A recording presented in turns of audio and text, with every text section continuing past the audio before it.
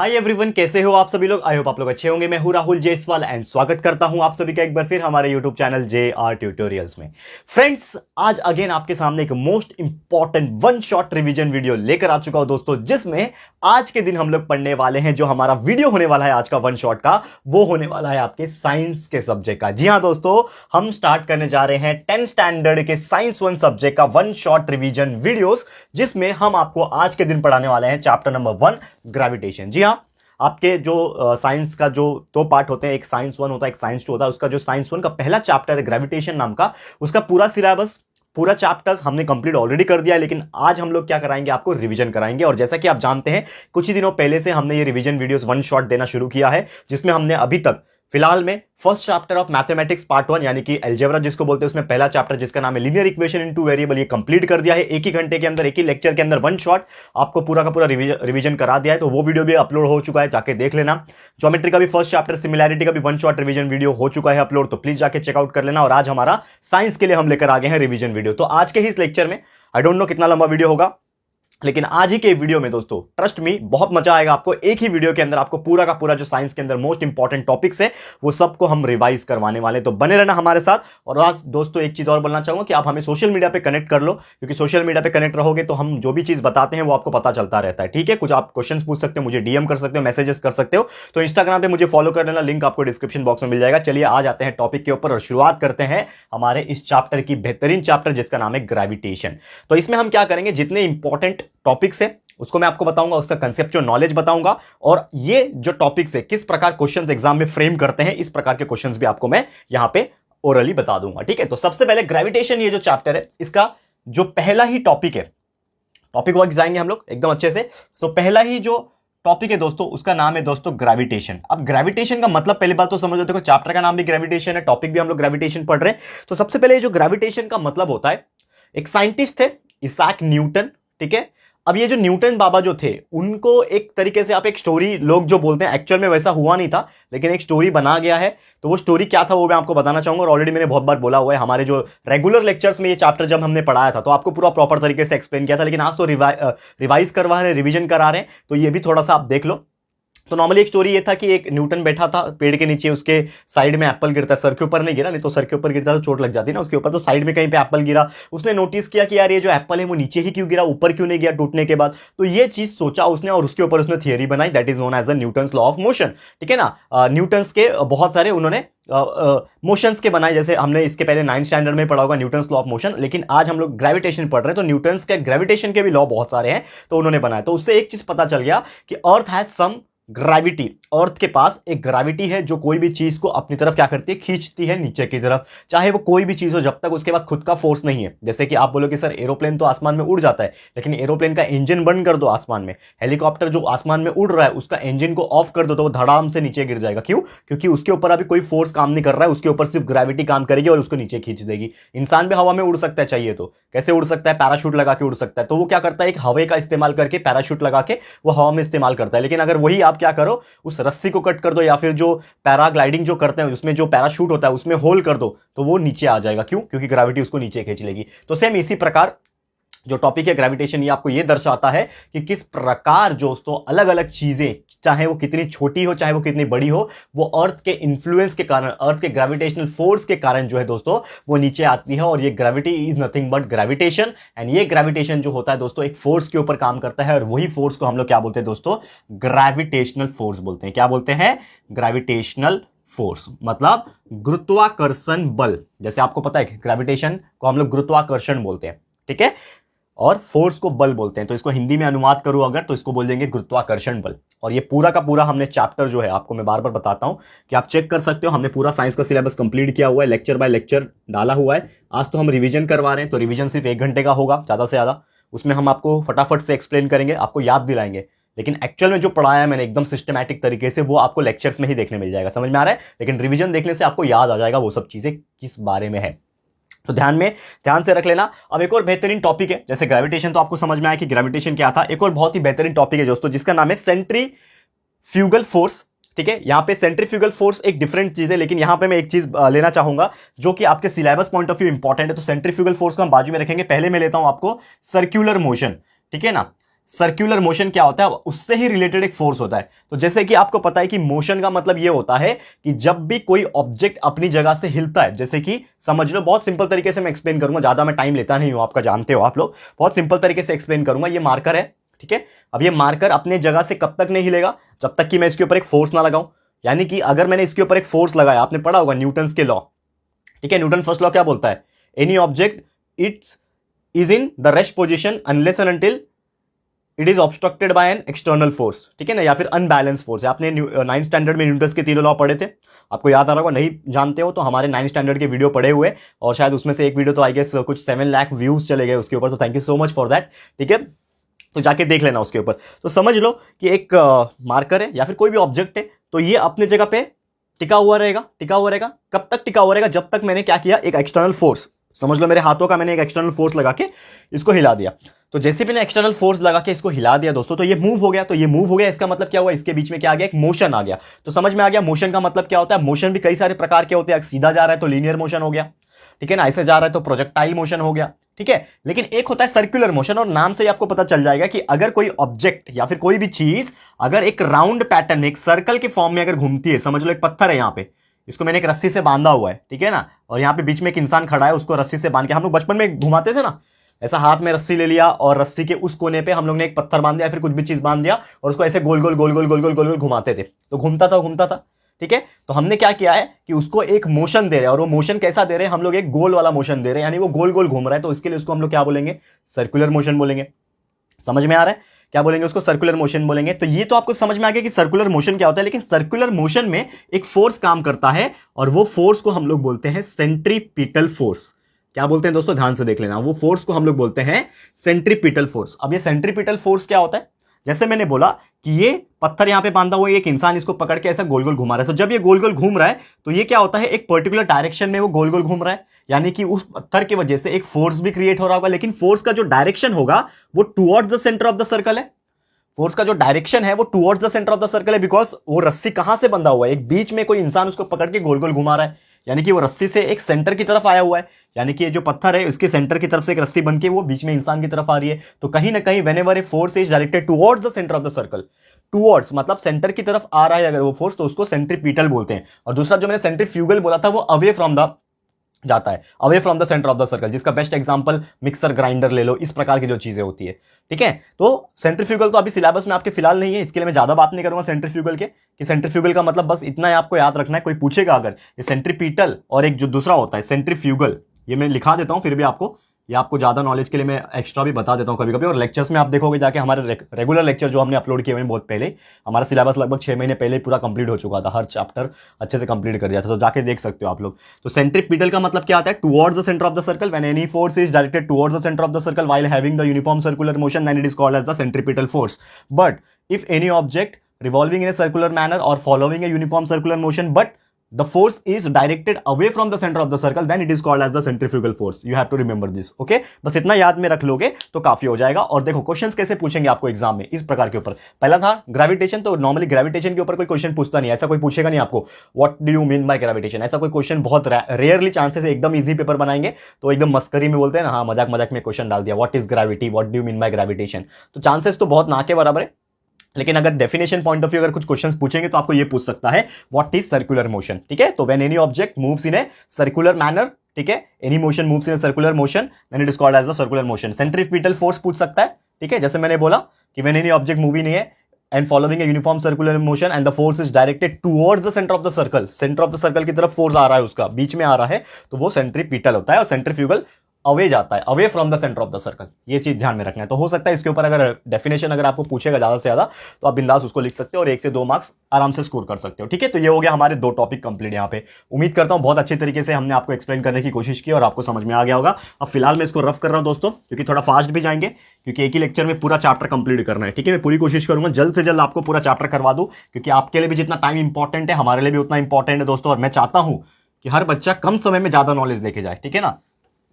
लोग एक एक टॉपिक पढ़ाने में 8-8, 10-10 घंटे नहीं देना चाहता मैं, ठीक है, क्योंकि यहाँ पे टाइम बहुत प्रीशियस है हमारे लिए। ओनली 2.5 मंथ रिमेनिंग देखा जाए तो वो बहुत इंपॉर्टेंट है हमारे लिए, उसको हम लोग सिर्फ और सिर्फ वेस्ट नहीं करेंगे, उसको यूटिलाइज करेंगे। ये जो समय है ना, ये एक बार बीत जाएगा तो वापस नहीं आएगा, बाद में रिग्रेट होता है, यार 10 दिन बाकी है, मैंने पहले 1 महीने पहले से पढ़ा होता तो काश मेरे अच्छे मार्क्स आते। तो जो समय चल रहा है उसको वेस्ट मत करो, क्योंकि एक बार समय बीत गया तो वो लौट के वापस नहीं आएगा। बस एक चीज रहेगा, पछतावा, तो वो आप लोग को नहीं होना चाहिए। इसके लिए मैं आपके साथ डेडिकेशन के साथ रोज वीडियोस बना रहा हूं, ठीक है। तो इस चीज के लिए प्लीज सपोर्ट कर देना। और वन शॉट वीडियोस रेगुलर आ रहे हैं।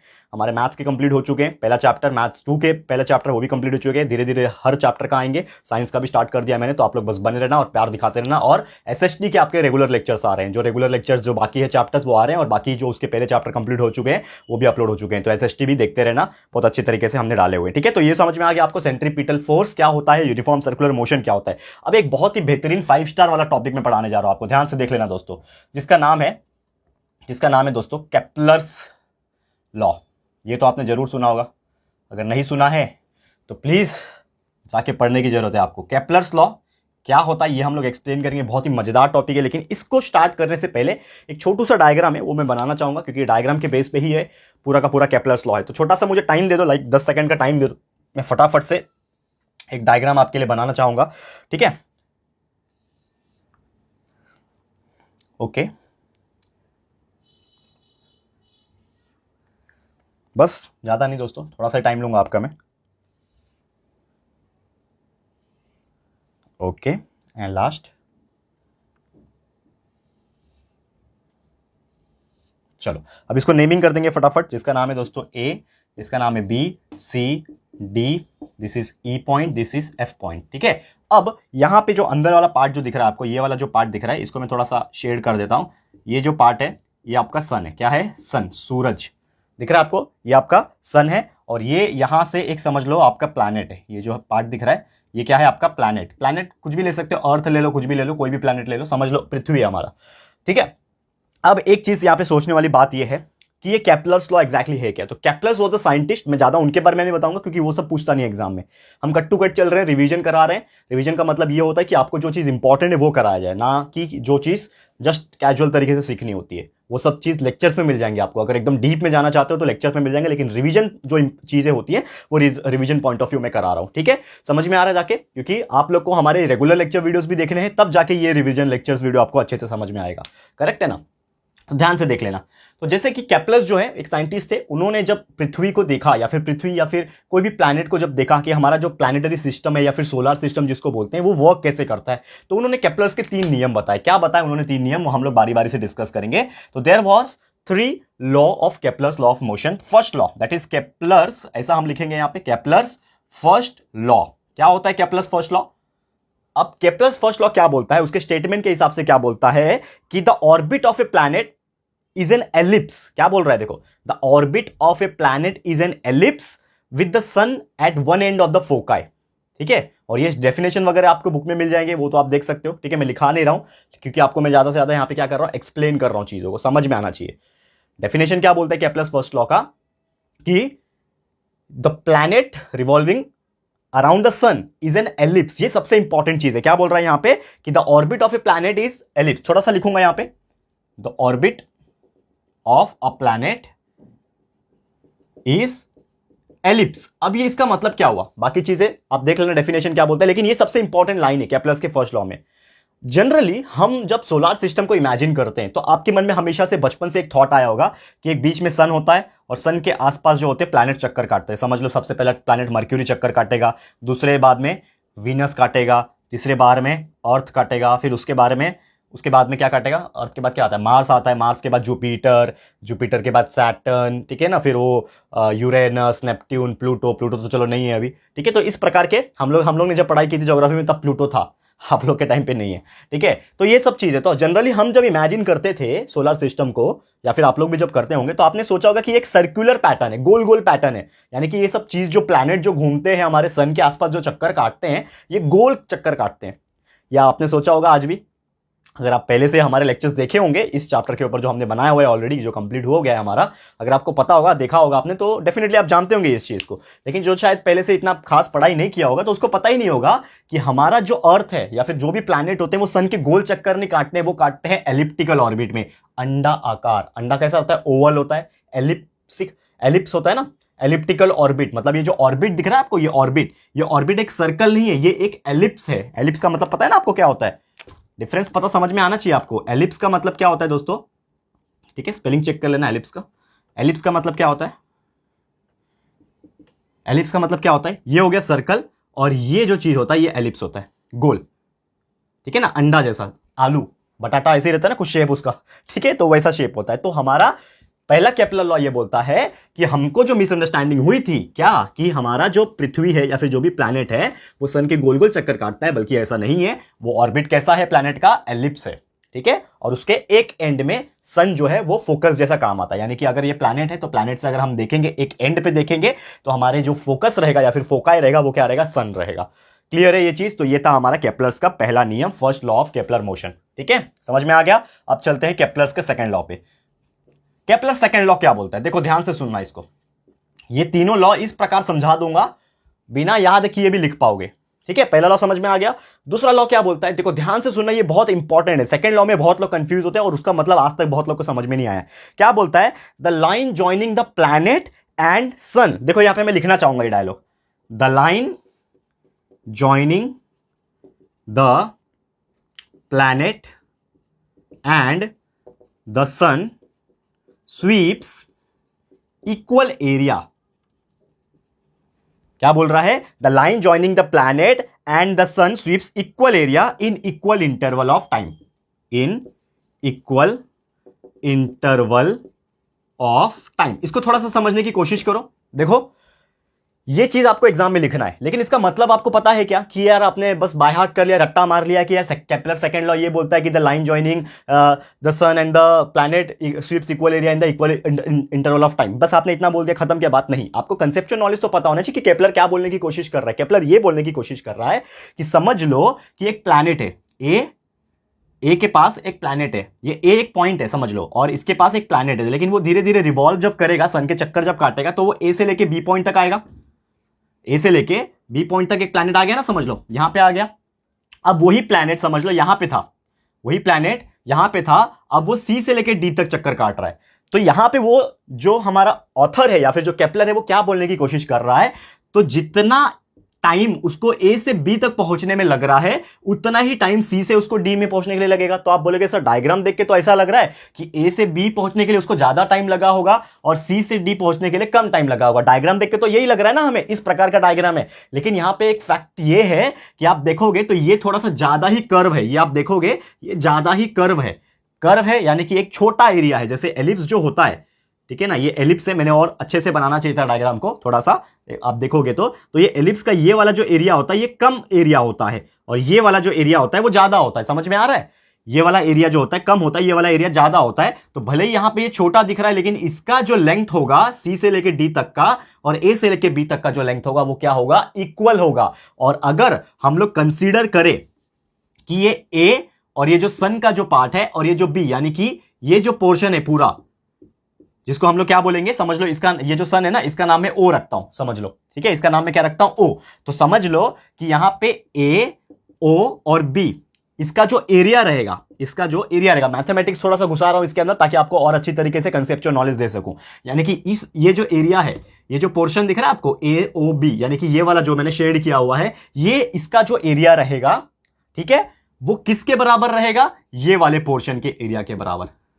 समझ में आ रहा है, लेकिन दोनों दिखने में क्या है, अलग अलग है। यानी कि जब भी हमारा कोई भी प्लैनेट का अगर हम लोग लाइन को ज्वाइन करेंगे, प्लैनेट का और सन का, ये प्लैनेट है ये सन है, ये समझ लो यहां से प्लैनेट है ये सन है, अगर उसको हम लोग लाइन ज्वाइन कर रहे हैं तो उसका जो एरिया रहेगा वो क्या रहेगा, इक्वल रहेगा। Sweeps equal area in equal interval of time, यानी कि जितना समय उसको यहां से यहां जाने में लग रहा है उतना ही समय इतना यहां से आने को लग रहा है, और दोनों का ही एरिया जो रहेगा वो सेम रहेगा। इसका मतलब ये होता है। समझ में आ गया दोस्तों, क्लियर है। तो मैथमेटिक्स तरीके से मैंने समझाने की कोशिश की है कि एरिया ऑफ एओबी जो रहेगा वो एरिया ऑफ सीओडी भी रहेगा, यानी दोनों दोनों सेम रहेगा और दोनों को ही इक्वल इक्वल टाइम लगेगा एक दूसरे से जगह पे पोजीशन चेंज करने के लिए।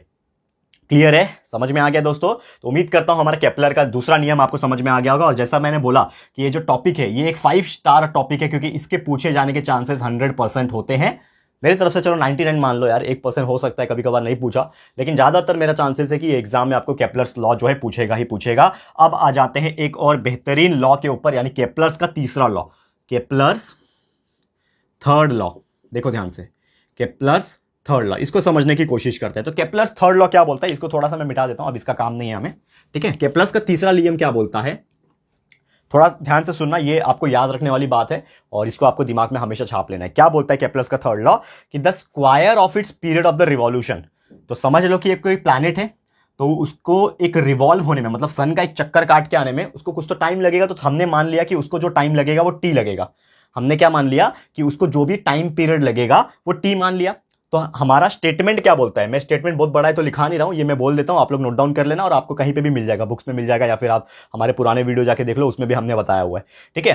तो केप्लर्स थर्ड लॉ क्या बोलता है, the square of its period of revolution is what, is directly proportional to, ये वर्ड ध्यान में रखना, मतलब square of the period of revolution. तो पीरियड ऑफ रिवॉल्यूशन हमने क्या माना, टाइम पीरियड ऑफ रिवॉल्यूशन को टी माना, तो टी का स्क्वायर यानी कि square of the period of revolution is directly proportional. Directly proportional के लिए हम लोग ये सिंबल यूज करते हैं, इसको हम लोग डायरेक्टली प्रोपोर्शनल बोलते हैं, यानी कि the square of the period of revolution is directly proportional to the cube of the mean distance. किसका mean distance, cube of the mean distance of the planet and the sun, यानी कि एक planet और एक सन के बीच में कुछ तो डिस्टेंस होगा, तो समझ लो वो डिस्टेंस हमने मान लिया रेडियस आर। एक प्लैनेट और एक सन के बीच में जो भी डिस्टेंस होगा उसको हमने रेडियस मान लिया, आर मान लिया। तो यहां पे उन्होंने स्टेटमेंट के हिसाब से केपलर के थर्ड लॉ में ये बोला है कि जो भी टाइम पीरियड लग रहा है कोई भी प्लैनेट को सन के चक्कर काटने के लिए, वो उसका स्क्वायर किसके डायरेक्टली प्रोपोर्शनल रहेगा, to the cube of the radius या फिर cube of the distance between the sun and the earth. तो इसका क्यूब यानी कि आर क्यूब। तो T square is directly proportional to R cube, यानी द टाइम पीरियड का square is directly proportional to the mean distance of the planet and the sun का cube, ठीक है। अब इसको सिंप्लीफाई अगर करेंगे हम लोग, तो एक चीज हम मैथमेटिकल लॉ के हिसाब से पहचानते हैं और साइंस में भी हमने देखा हुआ है कि ये प्रोपोर्शनलिटी का साइन हमें हटाना पड़ता है। तो प्रोपोर्शनलिटी का साइन अगर हमें हटाना है तो हम क्या कर सकते हैं दोस्तों, यहां पे एक कांस्टेंट से मल्टीप्लाई कर सकते हैं। तो T square will be equal to K multiply by R cube. ये डॉट का मतलब मल्टीप्लाई होता है, ये आप जानते हो ना, साइंस में हम लोग डॉट यूज करते हैं। जैसे मल्टीप्लिकेशन हम लोग ऐसा देखते आए ना, इसको मल्टीप्लाई बोलते हैं, लेकिन साइंस वगैरह में आप एक डॉट है अगर, तो समझ जाना कि उसका मतलब मल्टीप्लाई। तो T square is equal to, हमने ये प्रोपोर्शनलिटी का साइन हटाने के लिए कोई भी एक कांस्टेंट से मल्टीप्लाई करना पड़ता है और वो कांस्टेंट को के मानते हैं ज्यादातर में। तो T square will be equal to K multiply by R cube. अब मुझे क्या करना है, ये आर क्यूब को नीचे लेके आना है, तो ये क्या हो जाएगा, T square divide by R cube will be equal to K and that will be equal to constant. तो ये आपको याद रखना है और ये आगे जाके यूज भी होता है कभी कभी, ठीक है, आपको ये सब चीज यूज हो जाएगा। यानी कि टी स्क्वायर टाइम पीरियड का स्क्वायर और मीन डिस्टेंस जो अर्थ और सन का है उसके रेशियो किसके बराबर है, के बराबर है, जो कि एक कांस्टेंट है। क्लियर है। तो उम्मीद करता हूं ये तीनों लॉ यानी केप्लर्स के तीनों नियम आपको समझ में आ गया होंगे और इसी प्रकार आपको एग्जाम में डायग्राम बना के तीनों लॉ को लिखना है, आपको 3 मार्क्स आराम से मिल जाएगा। क्लियर है। बहुत ही बेहतरीन तरीके से हमने एक्सप्लेन करने की कोशिश की है। तो ये था हमारा दोस्तों तीसरा टॉपिक, ठीक है, थर्ड टॉपिक था ये हमारा, ठीक है ना, थर्ड नंबर का टॉपिक था केप्लर्स लॉ इस चैप्टर का। देखो 3 टॉपिक हमने करा दिया, लेकिन ऐसे ही और भी बहुत सारे टॉपिक्स है इस चैप्टर में जो हम लोग कंटिन्यूअसली इस लेक्चर में आपको वन शॉट तरीके से देने की कोशिश कर रहे हैं, ताकि एक ही बार एक ही वीडियो अगर आप देख लेते हो तो आपको 100% नॉलेज आ जाएगा इस चैप्टर का। क्लियर है दोस्तों। तो उम्मीद करता हूं कि आपको ये चीज बहुत ही अच्छी तरीके से समझ में आ गया होगा। एक और बहुत ही बेहतरीन टॉपिक इसके बाद आ रहा है, जबरदस्त, और आप इसको अगर स्क्रीनशॉट लेना चाहते हो, क्योंकि इसके पहले मैं रुका नहीं था, उसके लिए माफ कर देना, लेकिन आप लोग इसको स्क्रीनशॉट लेते जाइए दोस्तों, ठीक है। इसको आप लोग क्या कर सकते हो, स्क्रीनशॉट लेते जाइए। अगर आपको अच्छा लग रहा है ये सब चीज तो प्लीज स्क्रीनशॉट लेते जाइए, ताकि आप लोग अपना नोट्स खुद का बना सको, ठीक है। जो भी अच्छा लगेगा आप लोग स्क्रीनशॉट ले लेना। मैं इसको अभी रफ कर रहा हूं क्योंकि अभी हम लोग आगे बढ़ रहे हैं किसके ऊपर, हमारे चौथे टॉपिक के ऊपर, और देखते हैं दोस्तों कि हमारा जो 4th टॉपिक है वो एग्जैक्टली है क्या। बहुत ही मजा आएगा, ध्यान से देख लेना दोस्तों, ठीक है। चलिए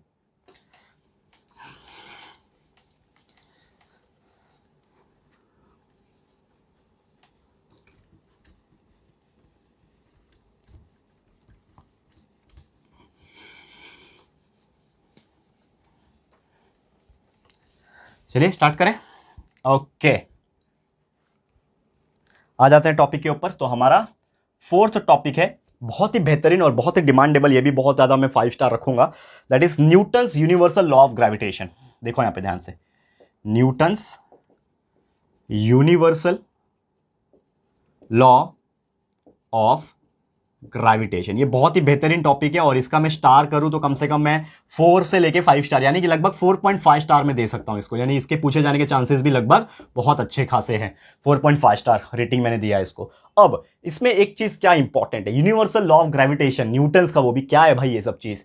तो आपको एक चीज पता होगा, जैसे कि आप जानते हैं कि हर ऑब्जेक्ट में कहीं ना कहीं ग्रेविटी इस्तेमाल होती है। कोई भी ऑब्जेक्ट दुनिया में ऐसा नहीं होगा जिसके ऊपर ग्रेविटी का कोई असर ना हो, जब तक वो पृथ्वी के ऊपर हो तब तक, ठीक है ना। स्पेस में चला गया तो मैं बोल नहीं सकता, लेकिन जब तक पृथ्वी के ऊपर है, हमारे अर्थ के ऊपर है, तब तक कोई भी ऑब्जेक्ट के ऊपर ग्रेविटी जरूर होती है, ठीक है। अब इसी ग्रेविटी के रिगार्डिंग अगर बात किया जाए तो ये जो थियरी है, ये जो यूनिवर्सल लॉ ऑफ ग्रेविटेशन का जो थियरी है, इसके अकॉर्डिंगली अगर बोला जाए कि हर ऑब्जेक्ट यूनिवर्स में, पूरी ब्रह्मांड में अगर मैं बात करूं, यूनिवर्स में हर ऑब्जेक्ट जो होता है वो एक दूसरे ऑब्जेक्ट को अपनी तरफ अट्रैक्ट करता है। क्या बोल रहा हूं मैं कि every object in the universe attracts the another object, ठीक है, विद अ डेफिनाइट फोर्स। मतलब एक ऑब्जेक्ट दूसरे ऑब्जेक्ट को भली भांति क्या करता है, अपने आकर्षण से, अपने फोर्स के थ्रू वो क्या करता है, एक दूसरे को अट्रैक्ट करने की कोशिश करता है। एक डेफिनाइट फोर्स होता है और ये जो फोर्स होता है, क्या बोल रहा हूं मैं कि वो जो फोर्स होता है, दिस फोर्स, ठीक है, वो जो फोर्स होता है, जो फोर्स में, देखो मैं पूरा डेफिनेशन नहीं लिखा रहा हूं, मैं आधा अधूरा लिखा रहा हूं क्योंकि ये सब चीज आपको मिल जाएगा, ठीक है ना। हमारा मुद्दा वो नहीं है कि डेफिनेशन लिखाना, डेफिनेशन तो आपको कहीं से ही मिल जाएगा। और आप जब ये रिवीजन लेक्चर पढ़ रहे हो तो बुक साथ में खोल के बैठो दोस्तों, ये आप लोगों को और ज्यादा मजा आएगा फिर पढ़ने में, ठीक है ना। ये सब चीज करके देखना, क्यों दोस्तों, क्योंकि एंड टू एंड आपको अपने बुक से पढ़ाई करनी है एंड में, क्योंकि कुछ चीजें जो हो रही है लिखने वाली, वो लिखने वाली चीज आपको प्रॉपर लिखनी पड़ेगी एग्जाम में, तभी आपको मार्क्स मिलेगा। ये चीज आपको ध्यान में रखना है। कंसेप्चुअल नॉलेज यहां से ले लो, समझ के ले लो कि वो एक्जैक्टली है क्या, ठीक है, लेकिन पढ़ना तो आपको बुक से ही पड़ेगा, तो बुक भी निकाल के रखो साथ में। तो जैसे मैंने बोला कि दुनिया में हर ऑब्जेक्ट एक दूसरे ऑब्जेक्ट को अपनी तरफ अट्रैक्ट करता है एक फोर्स से। तो वो फोर्स क्या है, ये जो फोर्स होता है, it is directly proportional to the product of their masses, यानी दिस फोर्स इज, देखो यहां पे मैं आधा अधूरा लिखा रहा हूं, इज दिस फोर्स, जो फोर्स होता है is directly proportional to product of their masses and inversely proportional to, क्या बोला मैंने, the force is directly proportional to the product of their masses and inversely proportional to the square of the distance between them, square of distance between them, ठीक है। ये मैंने एक तरीके से लिखाने की कोशिश की है डेफिनेशन किसका, Newton's universal law of gravitation का, कि एक फोर्स है जो हर ऑब्जेक्ट को अपनी तरफ खींचता है। तो वो फोर्स क्या है, वो फोर्स ये है कि वो फोर्स डायरेक्टली प्रोपोर्शनल होता है प्रोडक्ट ऑफ देयर मासेस, यानी दोनों ऑब्जेक्ट के जो भी मास रहेगा उसके प्रोडक्ट को, यानी मल्टीप्लिकेशन को, एंड इनवर्सली प्रोपोर्शनल रहेगा, किससे इनवर्सली प्रोपोर्शनल रहेगा, square of the distance between them. अब यहां पे आते हैं एग्जैक्टली, अब समझ लो कि कोई दो ऑब्जेक्ट है, एक ये ऑब्जेक्ट है और एक ये ऑब्जेक्ट है। दुनिया में दो ऑब्जेक्ट होते हैं, मतलब दुनिया में कई सारे ऑब्जेक्ट होते हैं, लेकिन समझ लो दुनिया में ये दो ऑब्जेक्ट है। अब जैसा हमारा डेफिनेशन बोलता है इस लॉ का कि हर ऑब्जेक्ट एक दूसरे को अपनी तरफ खींचने की कोशिश करता है, एक फोर्स से, एक ताकत से अपनी तरफ खींचने की कोशिश करता है। तो समझ लो ये वाले ऑब्जेक्ट का जो वजन है वो m1 है, इस ऑब्जेक्ट का m2 है, ठीक है, ऐसा हम लोग यहां पे मान लेते हैं, ठीक है। अब यहां पे मानने के बाद हम क्या बोल सकते हैं कि ये जो ऑब्जेक्ट है इसका भी फोर्स होगा जो इस तरफ जा रहा होगा, ठीक है, और ये जो ऑब्जेक्ट है इसका भी एक फोर्स होगा जो इस तरफ जा रहा होगा, क्योंकि दोनों ही एक दूसरे की तरफ खींचने की कोशिश करेंगे, बिकॉज हमारा यूनिवर्सल लॉ ऑफ ग्रेविटेशन यही बोलता है कि हर ऑब्जेक्ट में कहीं ना कहीं गुरुत्वाकर्षण बल होता है, एक फोर्स होता है जो अपने को एक दूसरे की तरफ खींचने की कोशिश करता है, करेक्ट है। तो ये हो गया हमारा डायग्राम। तो अब यहां पे हमारा जो स्टेटमेंट है उसके हिसाब से अगर हम बात करें तो यहां पे क्या बोल दिया है कि ये जो फोर्स है वो क्या है, डायरेक्टली प्रोपोर्शनल है, यानी कि ये जो फोर्स है F जो है वो क्या है, directly proportional. This is a symbol for directly proportional. तो ये डायरेक्टली प्रोपोर्शनल है किससे, प्रोडक्ट ऑफ देयर मासेस, यानी कि ये जो दोनों मासेस है उसके प्रोडक्ट को, प्रोडक्ट मतलब क्या होता है, मल्टीप्लीकेशन, यानी कि पहला जो मास है वो है m1 मल्टीप्लाई बाय दूसरा जो प्रोडक्ट है, सॉरी मास जो है वो है m2। तो इन दोनों के क्या है, प्रोडक्ट के हिसाब से, ठीक है ना। ये हो गया product of their masses and inversely proportional to the square of the distance between them, यानी कि इनवर्सली मतलब होता है नीचे लेके आना, तो इनवर्सली मतलब नीचे आ जाएगा, तो square of the distance between them. तो इन दोनों के जो बीच का डिस्टेंस है वो हमने क्या मान लिया है, d मान लिया है, ठीक है। इन दोनों के जो बीच का डिस्टेंस है वो समझ लो हमने d मान लिया है, तो ये क्या हो जाएगा, दैट इज d का स्क्वायर। तो ये तो रहा f is directly proportional to m1 into m2 upon d square. लेकिन हमें एक चीज पता है हमारे मैथमेटिक्स एंड साइंस के हिसाब से कि जब भी ये प्रोपोर्शनल का साइन होता है दोस्तों, इसको हमें रिमूव करना होता है और इक्वल लिखना होता है। तो हम क्या लिखेंगे यहां पे, f will be equal to, तो ये प्रोपोर्शनलिटी का साइन को इक्वल लिखने के लिए हमें कांस्टेंट से मल्टीप्लाई करना पड़ेगा। तो हम यहां पे ले रहे हैं कांस्टेंट g। अब ये g क्या है मैं बताऊंगा, लेकिन ध्यान से देखो पहले। तो जब हमने g लिखा तो ये प्रोपोर्शनलिटी का साइन हटके इक्वल हो गया, तो G मल्टीप्लाई बाय ये M1 और M2 पहले से ही है, तो G multiply bye M1 multiply by M2 और ये अपॉन D स्क्वायर, और ये बन गया दोस्तों एक फॉर्मूला। क्या बन गया? ये बन गया एक formula, that is F is equal to, यानी कि जो फोर्स होता है जो एक ऑब्जेक्ट को दूसरे ऑब्जेक्ट को अपनी तरफ खींचता है, जो अट्रैक्ट करता है, ये जो फोर्स होता है ये होता है G into M1 into M2 upon D square. और ये जो G हमने जो यूज किया यहां पे, इसको हम लोग बोलेंगे यूनिवर्सल कांस्टेंट, या फिर हम लोग इन शॉर्ट इसको बोलेंगे, और भी अच्छी तरीके से एक नाम है इसका, मैं पूरा नाम लिखाना चाहूंगा आपको, दैट इज, ध्यान से देखना, G is nothing but gravitational universal constant. क्या बोलते हैं इसको? G is equal to gravitational universal constant, और इसका एक वैल्यू होता है, ये आपको हमेशा के लिए याद रखना है बिकॉज इसका इस्तेमाल न्यूमेरिकल्स में होगा। तो G का, कैपिटल G का एक वैल्यू होता है 6.67 इंटू 10⁻⁻11 न्यूटन मीटर स्क्वायर पर kg square, and this is the value of G, this is the formula for F, calculating the F, जिसमें G मतलब ग्रेविटेशनल कांस्टेंट है, यूनिवर्सल ग्रेविटेशन कांस्टेंट, M1 मतलब पहले वाले ऑब्जेक्ट का मास, M2 मतलब दूसरे वाले ऑब्जेक्ट का मास, D मतलब दोनों के बीच का डिस्टेंस और उसका स्क्वायर। और इसमें G का जो वैल्यू होता है ये आपको याद रहना चाहिए, जैसे मुझे याद है फटाफट 6.67 इंटू 10⁻11 न्यूटन मीटर स्क्वायर पर kg स्क्वायर, इस प्रकार से याद रखो फटाफट से। तो उम्मीद करता हूं कि ये टॉपिक आपको समझ में आ गया होगा, जिसका नाम है Newton's universal law of gravitation. यही है दोस्तों, बहुत ही बेहतरीन तरीके से हमने एक्सप्लेन किया है, ठीक है। तो उम्मीद करता हूं कि ये जो टॉपिक है, जैसे मैंने 5 स्टार रेटिंग दिया है, सॉरी 4.5 स्टार रेटिंग दिया है, मतलब ये चांसेस आने के हैं बहुत अच्छी तरीके से। तो इस प्रकार के क्वेश्चन आपको पूछेंगे, explain Newton universal law of motion, माफ कीजिएगा gravitation, explain Newton's law, explain universal law of gravitation, explain the various condition in universal law of gravitation, what do you mean by universal law of motion। मतलब इस प्रकार तोड़ मरोड़ के अलग अलग तरीके से ये जो यूनिवर्सल लॉ ऑफ ग्रेविटेशन है इसके ऊपर क्वेश्चंस पूछे जा सकते हैं, ठीक है। तो उम्मीद करता हूं कि ये बहुत अच्छी तरीके से आपको समझ में आ गया होगा, मैंने एक्सप्लेन कर दिया। अब इसको मैं रफ करूंगा क्योंकि हम जा रहे हैं दोस्तों अगले टॉपिक की तरफ, यानी कि टॉपिक नंबर 5, 5वां टॉपिक आएगा इस चैप्टर का, देखते हैं वो कौन सा है। लेकिन इसके पहले आप लोग अगर इसका स्क्रीनशॉट लेना चाहते हो तो प्लीज आप स्क्रीनशॉट ले सकते हैं, बहुत ही मजा आएगा आपको, ठीक है। ले लो, नोट्स भी बनाते रहना आप लोग, और आपको उम्मीद करता हूं अच्छे से समझ में आ गया होगा। और पूरा का पूरा आप देखना चाहते हो gravitational universal law of gravitation, अच्छे से एक्सप्लेन किया है हमारे ऑलरेडी लेक्चर वीडियोस में, नॉर्मल लेक्चर वीडियो जो पहले अपलोड हो चुके हैं उसमें भी आप जाके देख सकते हो, ठीक है। चलो इसको मैं मिटा रहा हूं अभी फिलहाल, क्योंकि आप जा रहे हैं हम लोग 5वें टॉपिक के ऊपर।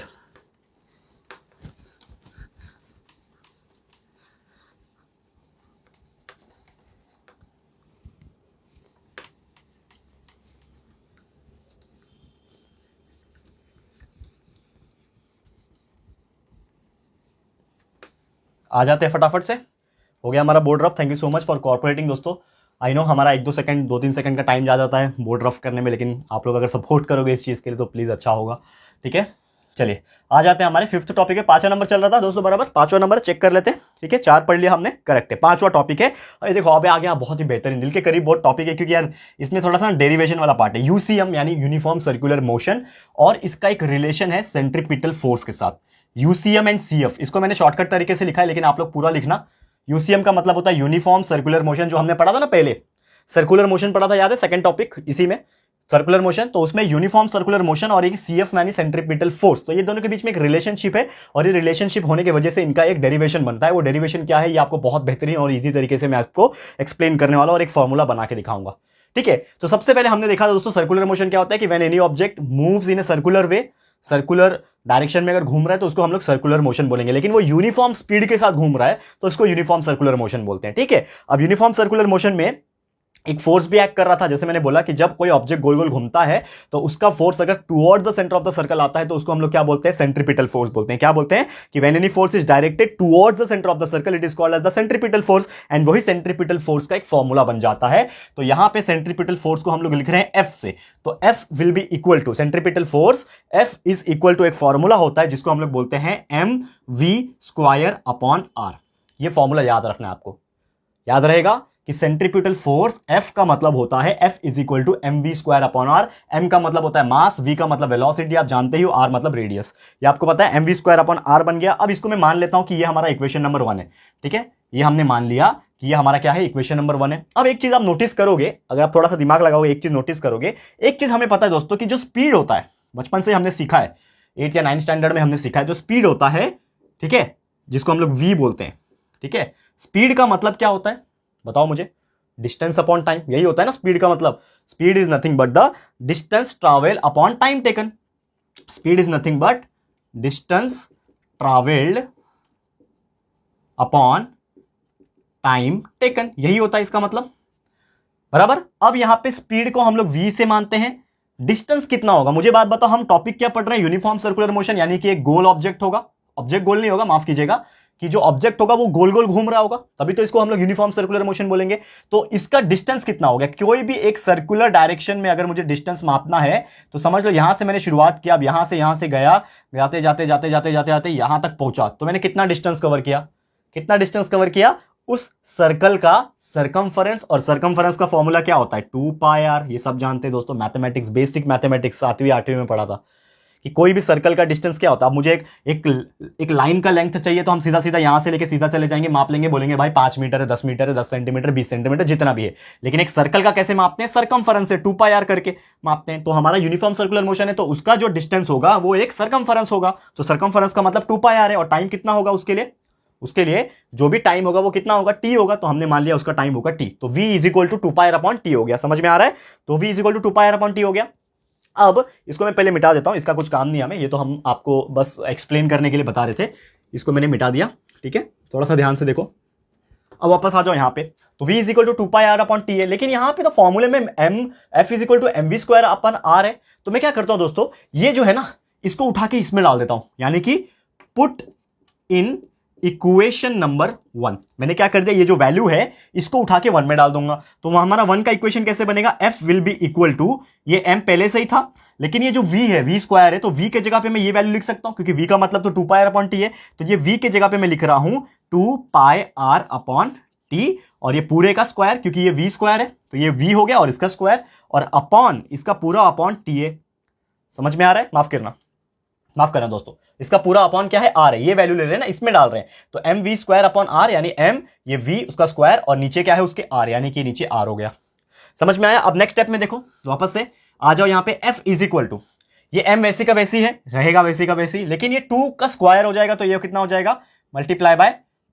4 हो गया, 2 का स्क्वायर सबका स्क्वायर होगा ना, यहाँ पे जितने भी चीज है इसके अंदर इसका स्क्वायर हो जाएगा, तो 2 का स्क्वायर 4 बन गया, ठीक है। फिर पाई का स्क्वायर बन जाएगा पाई स्क्वायर, r का स्क्वायर बन जाएगा r स्क्वायर, और नीचे जो t है, ठीक है ना, इसके नीचे t है ना, वो क्या बन जाएगा, देखो ध्यान से, इसके नीचे जो t है वो क्या बन जाएगा t स्क्वायर, और ये पूरे के नीचे क्या है r है।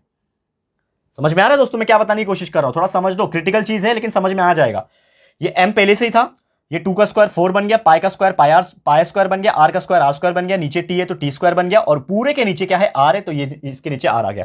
एक चीज आप कर सकते हो यहाँ पे कि यहाँ पे 2 r है, r का स्क्वायर है और नीचे एक r है, तो ये r स्क्वायर और ये r कैंसिल हो जाएगा, कट गया ना एक दूसरे को, इसने काट दिया r को, तो ऊपर एक ही r बचेगा, तो क्या बच रहा है यहाँ पे लिख रहा हूं देखो, तो ऊपर क्या बच रहा है यहाँ पे f इज इक्वल टू क्या बचेगा, यहाँ पे 4 है ना नंबर, तो उसको आगे लिख देता हूं, तो 4 को मैं आगे लिख दिया 4, फिर ये m, फिर क्या ये दिख रहा है 4m पाई स्क्वायर, तो पहले मैं पाई स्क्वायर लिखता हूं, तो 4 पाई स्क्वायर m, 4 बच रहा है, पाई स्क्वायर बच रहा है, m बच रहा है, और एक ही r बच रहा है, तो एक r लिख दो, और नीचे क्या बच रहा है t स्क्वायर, नीचे क्या बच रहा है t स्क्वायर, और ये r तो चला गया, तो इतना ही बचेगा। समझ में आ गया, सिर्फ इतना बचा। अब इसको मैं और कुछ कर सकता हूं क्या, बिल्कुल कर सकते हो, अगर ध्यान से देखोगे तो यहां पे मैं क्या कर रहा हूं, एक बहुत नया चीज करने जा रहा हूं, यहां पे एक नया चीज क्या करने जा रहा हूं कि मैं इस चीज को मल्टीप्लाई करूंगा, देखो multiply numerator and denominator, maths में करते थे हम लोग, याद है कभी भी जरूरत पड़ती थी तो मल्टीप्लाई न्यूमरेटर मतलब n, डिनोमिनेटर मतलब d, न्यूमरेटर पता है ना क्या होता है, न्यूमरेटर मतलब ऊपर वाली चीज को, डिनोमिनेटर मतलब नीचे वाली चीज को, तो multiply numerator and denominator by r square, मैं r स्क्वायर एक्स्ट्रा लेके आ रहा हूं, ऊपर भी मल्टीप्लाई करूंगा नीचे भी मल्टीप्लाई करूंगा, तो क्या हो रहा है देखो, f is equal to 4 pi square m multiply by, ये r स्क्वायर को ऊपर मल्टीप्लाई किया तो ये क्या बन जाएगा r क्यूब बन जाएगा, क्योंकि एक r पहले से ही था, अब उसको r स्क्वायर से मल्टीप्लाई करूंगा, तो r multiply by r square is nothing but r cube, ये r क्यूब बन जाएगा, वैसे हमने किया, ठीक है, समझ में आ गया। तो ये r क्यूब बन गया, और नीचे भी हो जाएगा t square multiply by r square, नीचे क्या हो जाएगा t स्क्वायर पहले से ही था और r स्क्वायर भी मल्टीप्लाई हो गया, तो t स्क्वायर r स्क्वायर हो गया। अब मैं एक चीज करूंगा, देखो ध्यान से देखना, अब मैं एक चीज करूंगा कि ये जो चीज है 4, इसको मैं अलग रखा, ये ऊपर पाई स्क्वायर है उसको मैंने अलग रखा, ये ऊपर m है इसको मैंने अलग रखा, और ये नीचे वाला जो r स्क्वायर है ना इसको मैंने अलग रखा, ठीक है। और अलग किसको कर रहा हूं अभी, ऊपर क्या बच गया, 4 निकाल दिया, पाई स्क्वायर निकाल दिया, m निकाल दिया, तो ऊपर एक बच रहा है आर क्यूब, और इसके नीचे मैं अलग से लिख रहा हूं टी स्क्वायर को। अब ये मैंने अलग क्यों लिखा, क्योंकि ये जो अलग लिखने का पीछे का मकसद था मेरे, इस चीज को हम लोग एक नया चीज बना सकते हैं। क्या, देखो ध्यान से, ये पहली बात तो ये जो मैंने लिखा है ना, बस सिंप्लीफाई किया, यही चीज है ये पूरा, ये जो ऊपर का स्टेप है ना, यही चीज है, बस इसको मैंने थोड़ा सा अलग अलग कर दिया, अलग अलग करके लिखा है, लेकिन दोनों का मतलब एक ही है। अब यहां पे आपको एक चीज पता है कि हमने अभी केपलर्स लॉ पढ़ा था, तीसरा केपलर्स लॉ क्या बोलता था कि the square of the time period of the revolution and the mean cube का रेडियस, ठीक है ना, रेडियस मतलब डिस्टेंस बिटवीन मीन रेडियस कोई प्लैनेट का और सन का, उसका क्यूब क्या रहेगा, इज इक्वल टू के रहेगा। ये हमने पढ़ा था ना, T square upon R cube is equal to K is equal to constant, ये पढ़ा था हमने। अब यही चीज दिख रहा है आपको, ये आर क्यूब ऊपर है, टी स्क्वायर नीचे है, यानी कि कहीं ना कहीं उल्टा है। तो इसको मैं ऐसा लिखूं, अगर मैं इसको ऐसा लिखूं कि T square upon R cube is equal to K है, तो अगर मैंने इसको उल्टा लिख दिया, R cube upon T square कर दिया, तो ये के का 1/k हो जाएगा, ये के का 1/k हो जाएगा, यानी कि ये R cube upon T square की जगह पे मैं 1/k लिख सकता हूं। फ्रॉम कहां से आया, from the Kepler's third law. तो हम वहां पे वही करने वाले हैं, समझ में आ रहा है दोस्तों। ये मैंने आपको एक्सप्लेन करने के लिए यहां पे लिखा है, इसको लिखने की जरूरत नहीं है, आपके मन में रखना है वो सब चीजें, बस रीजन बता देना है कि कहां से आया, ठीक है ना। देखो ध्यान से, तो यहां पे हम वापस से स्टेप आएंगे कि f is equal to 4 pi square m upon ये आर स्क्वायर हो गया, मल्टीप्लाई बाय ये जो R cube upon T square था, इसके जगह पे मैं लिख रहा हूं 1/k। कहां से आया, रीजन क्या है, क्योंकि ये जो R cube upon T square जो होता है वो होता है 1/k, और इसके पीछे का रीजन है from Kepler's third law, Kepler's का तीसरा नियम के हिसाब से वो आया, इसलिए हमने लिखा। समझ में आ रहा है, क्लियर है दोस्तों। तो उम्मीद करता हूं कि ये चीज आपको समझ में आ गया होगा बहुत ही अच्छी तरीके से। अब इसको एक साथ लिख दो, तो ये क्या बन जाएगा, हमारा एक फॉर्मूला बन जाएगा, that is F will be equal to, यहां पे क्या बन जाएगा, that is 4 pi square m, ठीक है, अपॉन आर स्क्वायर के।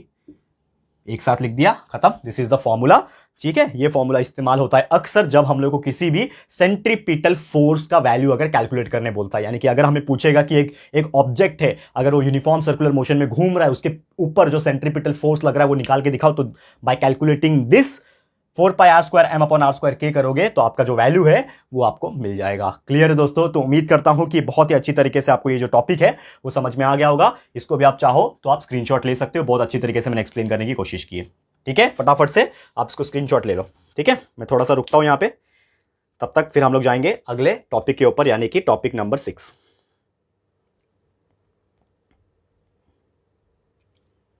ध्यान से देखना दोस्तों, चलिए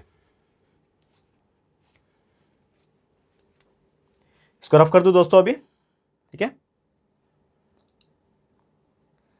अभी हम लोग इसको रफ कर रहे हैं ताकि हम लोग जाएंगे हमारे 6th टॉपिक के ऊपर, और उम्मीद करता हूं कि आपको ये रिवीजन वीडियो बहुत अच्छी तरीके से समझ में आ रहा होगा। जो हमारे पढ़ाने का उद्देश्य है कि हम ये वीडियो से क्या देना चाहते हैं आपको, ये आपको मिल रहा होगा। क्योंकि यार हम चाहते हैं कि हर बच्चा जो एवरेज से एवरेज बच्चा है ना, वो भी अगर ये वीडियो देख लेता है, पहली बार क्यों ना देख रहा हो, उसने पहले जिंदगी में कभी ये चैप्टर पढ़ा भी ना हो, लेकिन फिर भी उसको आज ये चैप्टर देख के समझ में आ जाएगा पूरा अच्छी तरीके से, क्योंकि हम इस प्रकार आपको ये सब चीज पढ़ा रहे हैं, ठीक है। और लास्ट में बने रहना हमारे साथ, क्योंकि लास्ट में आपको एक ऐसा चीज बताने वाला जो आपको बहुत मजा आएगा सुन के, ठीक है। तो वो चीज मैं लास्ट में रिवील करने वाला हूं इस वीडियो के कि क्या होने वाला है, और क्या मैं आपको एक चीज एक्स्ट्रा देने वाला हूं इसके बाद, ये वीडियो के बाद आपको एक एक्स्ट्रा चीज मिलने वाले। तो वो क्या होगा, बहुत इंटरेस्टिंग वाली चीज है और बहुत सारे लोग इसकी डिमांड कर रहे थे, तो क्या मिलेगा आपको बताऊंगा। लेकिन चलते हैं हम लोग तब तक हमारे अगले टॉपिक की तरफ। तो हमारा टॉपिक नंबर 6, ठीक है। छठा टॉपिक क्या है वो हम लोग देखते हैं यहाँ पे। बहुत ही बेहतरीन टॉपिक आ गया फिर से हमारा, एक बहुत ही बेहतरीन टॉपिक जिसका नाम है दोस्तों अर्थ्स ग्रेविटेशनल एक्सेलरेशन, ठीक है। अर्थ ग्रेविटेशनल एक्सेलरेशन। देखो ये बहुत ही बेहतरीन और यूनिक टॉपिक है। यूनिक टॉपिक इसलिए है क्योंकि बहुत सारे लोग इसका मतलब तो जानते हैं लेकिन इसका वैल्यू नहीं जानते कि कैसे आया। अब देखो अर्थ ग्रेविटेशनल एक्सेलरेशन का जो मीनिंग होता है वो होता है जी। हमने इसके पहले एक जी पढ़ा था, कैपिटल जी, जिसका वैल्यू था 6.67 इंटू 10⁻11 न्यूटन मीटर स्क्वायर पर केजी स्क्वायर, जिसका नाम था यूनिवर्सल ग्रेविटेशनल कांस्टेंट, ठीक है, या फिर ग्रेविटेशनल यूनिवर्सल कांस्टेंट जो आपको बोलना है। अब यहां पे एक जी का वैल्यू दिया है स्मॉल जी, तो अक्सर हमको याद होगा कि जब हम न्यूमेरिकल सॉल्व करते हैं कभी भी तो हम जी का एक वैल्यू लेते हैं, जी इज इक्वल टू 9.8 मीटर पर सेकेंड स्क्वायर लेते हैं। लेकिन एग्जैक्टली 9.8 होता है क्या? नहीं, इसका एक्चुअल में एग्जैक्ट वैल्यू कुछ और होता है। तो वो हम लोग आज निकाल के दिखाएंगे आपको कि एग्जैक्टली हमारे जी का वैल्यू क्या आता है। समझ में आ रहा है? और कहीं कहीं भी तो जी का वैल्यू 10 लेने बोलते हैं, जी इज इक्वल टू 10 मीटर पर सेकंड स्क्वायर लेने के लिए बोलते हैं हम लोग न्यूमेरिकल्स वगैरह एग्जाम में पूछते हैं तो, लेकिन वो यहाँ पे उनके हिसाब से होता है, हम ले भी सकते हैं, लेकिन एग्जैक्टली कैसा होता है और किस प्रकार से आता है, क्या फॉर्मूला बनता है, वो हम लोग आज सीखेंगे। ठीक है, तो अर्थ ग्रेविटेशनल एक्सेलरेशन जी यहां पे लिखूंगा, जिसको हम लोग क्या बोलते हैं, जी बोलते हैं, और ये मेरे हिसाब से लगभग 4.5 स्टार का टॉपिक है। ठीक है, बहुत ही बेहतरीन टॉपिक है। चलिए स्टडी करें, पढ़ाई करें, आगे बढ़ते हैं। तो देखो सबसे पहले क्या है, यहां पे एक चीज हमने बहुत पहले सीखी है कि हमने जब अर्थ का यूनिवर्सल लॉ ऑफ ग्रेविटेशन पढ़ा, जिसमें हमने डिस्कस किया था कि जो फोर्स होता है, जो एक ऑब्जेक्ट दूसरे ऑब्जेक्ट को अपनी तरफ खींचता है, तो उसका वैल्यू होता है F is equal to G into m1 into m2 upon R square या फिर डी स्क्वायर, जो भी आपको बोलना है, डी स्क्वायर रखो आर स्क्वायर रखो, एक ही बात है, कोई प्रॉब्लम की बात नहीं है। ठीक है, ये हमने पढ़ा था। तो अब हम क्या करते हैं, ये m1 m2 में हमें कंफ्यूजन हो रहा है, तो हम क्या करेंगे, एक छोटा m रखेंगे, एक बड़ा m रखेंगे। ठीक है, तो g हमने रखा यहां पे, तो हम m1 के जगह पे एक बड़ा m रखते हैं और m2 के जगह पे एक छोटा m रखते हैं। तो g into m into m upon R square, यानी f is equal to G M M upon R square, ऐसा आपको ध्यान में रखना है। अब एक चीज हमको पता है दोस्तों, अगर मैं इसको इक्वेशन नंबर 1 मान लूं, यहां पे एक लाइन खींच देता हूं, अब इसको मैं एक चीज मान लूं कि हमारा जो फोर्स होता है, बचपन से जो हमने सीखा है, what do you mean by force, force is nothing but the mass into gravity, force is nothing but mass into gravity, ये हमने बचपन से सीखा हुआ है। क्या होता है फोर्स, मास और ग्रेविटी, दोनों को मल्टीप्लाई कर दो तो आपका फोर्स आ जाता है, करेक्ट है। तो अब ये फोर्स का मास इंटू ग्रेविटी है, तो ये जो फोर्स है, ये फोर्स मैं इस एफ के स्थान पे लिख सकता हूं, कि जगह पे लिख सकता हूं, कि बिल्कुल लिख सकता हूं, तो मैं डाल दूंगा पुट इन 1, इक्वेशन नंबर 1 में डाल दो। तो ये एफ जो है, इसके जगह पे ये mg डाल दूंगा, तो एफ के जगह पे क्या आ जाएगा, mg आ जाएगा, यानी कि mg is equal to, F के जगह पे मैंने क्या लिख दिया, mg लिख दिया, इज इक्वल टू क्या है, g into m upon R square है। ठीक है, अब यहां पे आप देखोगे, यहां पे भी m है और यहां पे भी m है, तो ये m और ये m कट जाएंगे, क्योंकि इक्वल के दोनों तरफ अगर कुछ चीज सेम होती है तो वो कट जाती है, तो वो कट गया। तो क्या बच रहा है यहां पे, सिर्फ और सिर्फ g, तो g is equal to capital G multiply by m upon R square.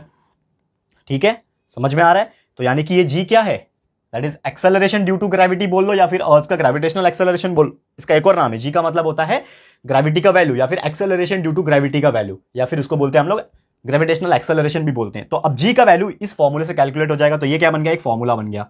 ये क्या बन गया दोस्तों, एक फॉर्मूला बन गया। अब यही फॉर्मूले में कुछ वैल्यू डालेंगे और कैलकुलेट करके दिखाएंगे कि आपका g का वैल्यू कितना आता है। ठीक है, तो यहां पे हमको क्या करना होगा, एक चीज पहले समझ लो कि ये g का मतलब क्या है।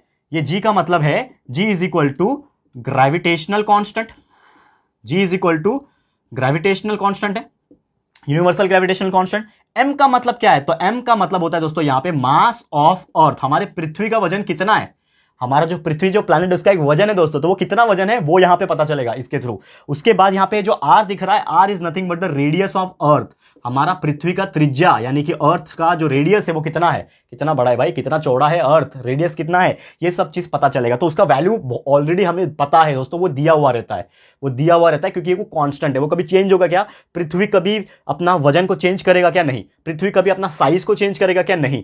ठीक है, तो उसका मास, रेडियस और ग्रेविटेशनल कांस्टेंट वो कभी चेंज नहीं होता है, कांस्टेंट वैल्यू है। तो क्या होता है, जी का वैल्यू हमने पढ़ा था, क्या होता है 6.67 इंटू 10⁻11 होता है। ठीक है, m का वैल्यू मैं आपको बता दूं, मास जो होता है, पृथ्वी का जो वजन होता है, ये आपको मैं बताना चाहूंगा कितना होता है, वो होता है 6 इंटू 10⁻24 kg, बहुत होता है। मतलब 6 के आगे 24 बार 0 लिख दो, 6 लिखो और उसके आगे 24 बार 0 लिखते जाओ और काउंट करो, उतना वजन होता है पृथ्वी का, समझ जाओ, बहुत ज्यादा होता है। फिर उसका रेडियस की अगर मैं बात करूं, पृथ्वी का जो रेडियस होता है वो कितना बड़ा होता है दोस्तों, तो उसका रेडियस है 6.4 इंटू 10⁻6। ठीक है, 6.4 इंटू 10⁻6, ये इसका वजन होता है। ठीक है, ध्यान में रहेगा, 10⁻6 मीटर, मतलब 6.4 के आगे 6 बार 0 लिखो और उतना मीटर हमारा अर्थ का रेडियस है, समझ गया। अब आपको ये जो वैल्यूज दिख रहे हैं, वो वैल्यू उठा के इस फॉर्मूले के अंदर डाल दो। तो फॉर्मूला क्या है हमारा, g इज इक्वल टू, क्या है formula, g is equal to G M upon R square. तो ये g का वैल्यू क्या है, g का वैल्यू है 6.67 इंटू 10⁻11, डाल दिया, g के जगह पे वैल्यू डाल दिया। फिर है डॉट, डॉट मतलब मल्टीप्लाई, तो मल्टीप्लाई बाय m, तो m का वैल्यू क्या है 6 इंटू 10⁻24, यानी मल्टीप्लाई बाय 6 इंटू 10⁻24। ठीक है, और उसके नीचे अपॉन आर स्क्वायर, तो अपॉन कर दो, r क्या वैल्यू कितना निकाला है, कितना है हमारे पास 6.4 इंटू 10⁻6, तो 6.4 इंटू 10⁻6 का स्क्वायर। वैल्यू डाल दिया फॉर्मूले में, आप कैलकुलेट कर दो इसको। अगर आपने सॉल्व कर लिया तो आपका आंसर आ गया। क्या आ गया? 6.7 इंटू 10⁻11। तो पहले क्या करने का, ऐसी टाइप की जब सिचुएशन आती है तो नंबर को नंबर से मल्टीप्लाई करो। 6.67 एक नंबर है और 6 एक नंबर है, तो ये 6.67 को 6 से मल्टीप्लाई करो तो कितना आ जाएगा? ये साइड में करके देख लेना, मैंने ऑलरेडी करके लाया हुआ है, ठीक है ना। मैं टाइम वेस्ट नहीं करना चाह रहा था, इसके लिए मैंने पहले ही पूरा कैलकुलेट अपने बुक में किया हुआ है, ठीक है। तो 6.67 को अगर आप 6 से मल्टीप्लाई करते हो तो आपका आ जाता है 40.02, ठीक है। अब दूसरा चीज ये है कि ये जो 10⁻11 दिख रहा है वो 10⁻24 होता है। इसको अगर मैं साइड में करके दिखाऊं आपको, 10⁻11 मल्टीप्लाई बाय 10⁻24, तो आपको पता है ना एक फॉर्मूला था, a⁻m multiply by a⁻n is equal to a⁻m plus n। तो -11 प्लस 24 कितना हो जाएगा? -11 प्लस 24 इज नथिंग बट 13। तो यहां पे आ जाएगा 10⁻13। समझ में आ गया? बहुत ईजी है। मतलब 10⁻11 को 10⁻24 के साथ मल्टीप्लाई करोगे तो 10⁻13 आता है। ये हमने बहुत पहले सीखा हुआ है दोस्तों। ये पूरा डिटेल में हमारे वीडियोस लेक्चर में मिल जाएंगे, रेगुलर वाले भी जाके देख लेना। अगर आपको कुछ भी कंफ्यूजन है तो हमारे वीडियोस रेगुलर वाले जो पहले अपलोड हो चुके हैं, नॉर्मल लेक्चर बाय लेक्चर वाले, तो वो जाके देख लेना, आपको और अच्छी तरीके से समझ में आ जाएगा, ठीक है। अब ये 6.4 का स्क्वायर हो जाएगा, तो 6.4 का स्क्वायर अगर आप करोगे तो उसका भी एक वैल्यू आता है जो कि है 40.96 मल्टीप्लाई बाय 10⁻6 का स्क्वायर कितना हो जाता है? 10⁻12, ठीक है। 6 मल्टीप्लाई बाय 2 10⁻12। अब यहां पे क्या हो जाएगा? ये 40.02 को 40.96 से डिवाइड कर दो तो इसका आंसर आता है 0.977। ये 40.02 को 40.96 से आप डिवाइड करोगे, साइड में रफ पेपर में करके देख लेना, मैंने किया हुआ है, तो 0.977 आता है। और ये 10⁻13 को 10⁻12 से डिवाइड करोगे तो 13 और 12 में से इसके पास 13 है, इसके पास 12 है, तो कट गया, तो ऊपर क्या बचेगा? सिर्फ 10 बचेगा, एक ही 10 बचेगा, क्योंकि इसके पास एक 10 एक्स्ट्रा है, इसके पास 12 ही है, तो 12 और 12 कट जाएंगे, इसके पास 10 ही बचेगा, तो 10 आ गया। अब 0.977 को 10 से मल्टीप्लाई कर दो तो आपका जी का वैल्यू मिल जाएगा जो कि आ जाएगा 9.77। और जी यानी एक्सेलरेशन ड्यू टू ग्रेविटी, या फिर इसको हम लोग यूनिवर्सल एक्सेलरेशन बोलते हैं, सॉरी ग्रेविटेशनल एक्सेलरेशन जो बोलते हैं, इसका यूनिट होता है मीटर पर सेकंड स्क्वायर। और यही है आपका फाइनल आंसर ऑफ जी, यानी एक्सेलरेशन ड्यू टू ग्रेविटी का जो वैल्यू आ गया वो आ गया जी इज इक्वल टू 9.77 मीटर पर सेकंड स्क्वायर। लेकिन हमेशा जब हम न्यूमेरिकल्स लिखते हैं, न्यूमेरिकल सॉल्व करते हैं, तो हम जी का वैल्यू 9.81 लिखते हैं। क्यों लिखते हैं दोस्तों, मैं आपको इसका भी रीजन बताऊंगा, क्योंकि ज्यादातर हम लोग राउंड ऑफ करते हैं वैल्यू को, और हम हमेशा जो जी का वैल्यू होता है वो थोड़ा सा फ्लक्चुएट होता रहता है कि whenever we goes about the sky, below the sky, space में जाते हैं तो हर जगह हमारा वैल्यू जो है अलग अलग होता रहता है। और उसी का टॉपिक है variation in the value of G. तो variation in the value of G हमारा नेक्स्ट टॉपिक है, जिसमें आपको बताऊंगा कि अलग अलग जगह पे जो जी का वैल्यू है वो चेंज होता रहता है। कैसे होता रहता है वो मैं बताऊंगा, लेकिन इसको पहले आप स्क्रीनशॉट ले लो, आपको बहुत अच्छी तरीके से हमने एक्सप्लेन किया है। और यही है हमारा टॉपिक, अर्थ का ग्रेविटेशनल एक्सेलरेशन फाइंड करने का, जी को फाइंड करने का तरीका बहुत अच्छे तरीके से मैंने बता दिया। और उम्मीद करता हूं अगर आपको एग्जाम में पूछेगा तो यार चुटकी बजाते आप इसको सॉल्व करोगे, है कि नहीं। प्रैक्टिस कर लेना बहुत अच्छी तरीके से, ठीक है। और पूरा अच्छे से, और लेक्चर वाइज भी हमारा जो लेक्चर्स आप देखोगे जाके इस चैप्टर के बारे में, तो यार पूरा और अच्छी तरीके से मिलेगा, तो वो भी चेकआउट करते रहना। ये तो रिवीजन है, तो समझ में आ रहा होगा आपको, ठीक है। जाते हैं अगले टॉपिक की तरफ।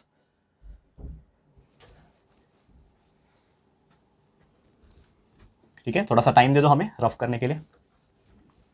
और बहुत ही अच्छा लगता है दोस्तों कि आप जैसे हमारे प्यारे स्टूडेंट मिले हमको, जो हमें हर चीज़ में कोऑपरेट करते हैं। बहुत ही अच्छा लगता है दोस्तों, दिल से आप लोगों को मैं शुक्रिया अदा करना चाहूँगा कि आपने हर चीज़ में हमें सपोर्ट किया है स्टार्टिंग से लेकर एंड तक, तो बहुत ही अच्छा लगता है। ठीक है, अभी हम लोग नेक्स्ट टॉपिक के ऊपर जाएंगे, जो कि अगला हमारा टॉपिक है, जिसका नाम मैंने बोला variation in the value of G. मतलब ये जो जी हमने पढ़ा 9.7 आया, ठीक है, ये हर जगह पे क्या सेम होता है कि हर जगह पे अलग अलग होता है, ये हम लोग थोड़ा सा डिस्कस करेंगे। बहुत छोटा सा साधारण सा टॉपिक है, एग्जाम में पूछने के कम चांसेस होते हैं, लेकिन फिर भी आपको मैं बता रहा हूं यहाँ पे जो मुझे लगा कि बता देना चाहिए। तो हमारा एक टॉपिक है, हमारा 7th टॉपिक हम मान लेते हैं, जिसका नाम है variation in the value of G. ठीक है, तो जी का जो वैल्यू है वो चेंज होता रहता है। तो अकॉर्डिंगली अगर बात करें कि अगर हम अर्थ के ऊपर है, मतलब अर्थ सरफेस के ऊपर है, तो ये जो जी का वैल्यू होता है, और अर्थ सरफेस के ऊपर है मतलब हमारा जो हाइट होगा वो कितना होगा, 0 मीटर होगा। हमारा जो हाइट होगा वो 0 मीटर होगा, 0 मीटर या फिर मान लो, या फिर 0 किलोमीटर मान लो। चलो, तो हमारा हाइट कितना होगा, अर्थ के ऊपर ही खड़े, मतलब जमीन के ऊपर ही खड़ा हूं मैं, तो हमारा हाइट कितना है, 0 ही किलोमीटर है ना, पृथ्वी पे ही तो खड़े हम लोग, तो 0 किलोमीटर है। तो इसके लिए जो ग्रेविटी का वैल्यू होता है वो होता है 9.8 मीटर पर सेकंड स्क्वायर। एक्चुअल में 9.77 होता है, लेकिन हम लोग राउंड फिगर करने के लिए 9.8 लेते हैं। समझ में आ गया, तो 9.8 मीटर पर सेकंड स्क्वायर। लेकिन ये अर्थ सरफेस के ऊपर थे, लेकिन अगर हम और ऊपर जाते हैं, अर्थ के ऊपर जाते हैं, समझ लो मैं चला गया माउंट एवरेस्ट के ऊपर। आपको पता है ना, एक सबसे ऊंचा पहाड़ है हमारे पूरे वर्ल्ड में, माउंट एवरेस्ट। तो समझ लो माउंट एवरेस्ट के ऊपर चला गया, तो वो हमारे पृथ्वी से लगभग 8.8 किलोमीटर ऊपर है। 8.8 किलोमीटर ऊपर जब जाओगे चढ़ के, बहुत गिने चुने लोग गए ना, माउंट एवरेस्ट पूरा चढ़ाई किया है, वो लोग ने टॉप पे पहुंचे हैं, तो सोचो वो 8.8 किलोमीटर ऊपर तक चढ़े हैं। तो 8.8 किलोमीटर ऊपर चढ़ने के बाद जो जी का वैल्यू है, क्या लगता है आपको कितना चेंज होगा? तो मैं बता दूं कि यहां पे जी का वैल्यू बिल्कुल चेंज नहीं होता है, 9.8 मीटर पर सेकंड स्क्वायर ही होता है। सोचो अर्थ सरफेस से 8.8 ऊपर किलोमीटर जाने के बाद भी अर्थ का जो ग्रेविटी का जो वैल्यू था वो चेंज नहीं हुआ। लेकिन अगर आपको पता है एक बलून होता है जिसमें जो हवा भर के जाते हैं ऊपर की तरफ जो जाता है, वहां पे अगर जाने के बाद अगर आप देखोगे तो हॉट बलून का जो चीज होता है, हॉट बलून, ठीक है, हॉट बलून वाला जो चीज रहता है उसके ऊपर अगर आप बैठते हो, हॉट बलून के ऊपर आप बैठते हो और उसके एक मैक्सिमम हाइट पे जाते हो, तो समझ लो मैक्सिमम हाइट जो जाता है वो 36.6 किलोमीटर तक जाता है। तो उसके अकॉर्डिंगली जो जी का वैल्यू होता है वो यहां पे चेंज होके कितना हो जाता है, एग्जैक्टली 9.77 मीटर पर सेकंड स्क्वायर पे आ जाता है। यानी कि जो हॉट बलून जो था आपका 36.6 किलोमीटर, जी वाला जो पार्ट था वो 9.77 मीटर पर सेकंड तक जाता है। फिर उसके अलावा अगर बात करूं जो सैटेलाइट होती है, वेदर वाली सैटेलाइट जो वेदर फोरकास्ट करती है, तो वेदर सैटेलाइट भी लगभग कितना 400 किलोमीटर तक के ऊपर तक जाती है और वहां पे जी का जो वैल्यू होता है वो चेंज होके आ जाता है दोस्तों, बहुत कम 8.7 हो जाता है। ठीक है, ये 400 किलोमीटर ऊपर, हम पृथ्वी से 400 किलोमीटर ऊपर गए तो भी हमारा वैल्यू कुछ खास चेंज नहीं हुआ, ये थोड़ा सा कम हुआ और 8.7 पे आ गया। लेकिन एक और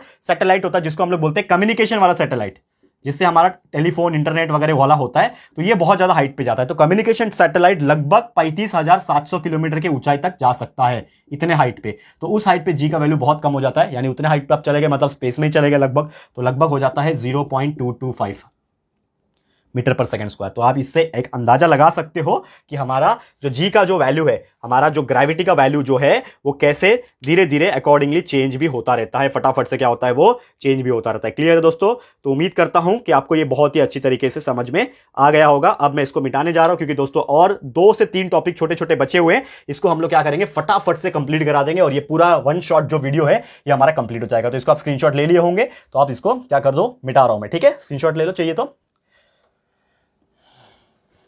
वीडियो को पॉज करने का और स्क्रीनशॉट ले लेने का। अगर आपको जो भी टॉपिक अच्छा लगता है, आप नोट डाउन करना चाहते हो, तो वीडियो को पॉज करो, पॉज बटन होता है आपके स्क्रीन के ऊपर और फटाफट से स्क्रीनशॉट लेते जाइए। ठीक है, आ जाते हैं एक और बहुत ही बेहतरीन टॉपिक के ऊपर दोस्तों। अब ये जो टॉपिक है ये बहुत ही ज्यादा इंपॉर्टेंट इसलिए भी है क्योंकि बहुत सारे लोग इसका मतलब नहीं जानते, लेकिन ये छोटा सा कंसेप्ट है, क्वेश्चंस पूछते हैं इसके ऊपर, लेकिन ये छोटा सा कंसेप्ट है। आई गेस हमारा कौन सा 8वां टॉपिक था, आई गेस मुझे याद नहीं कौन सा टॉपिक था, लेकिन फ्री फॉल नाम है इसका।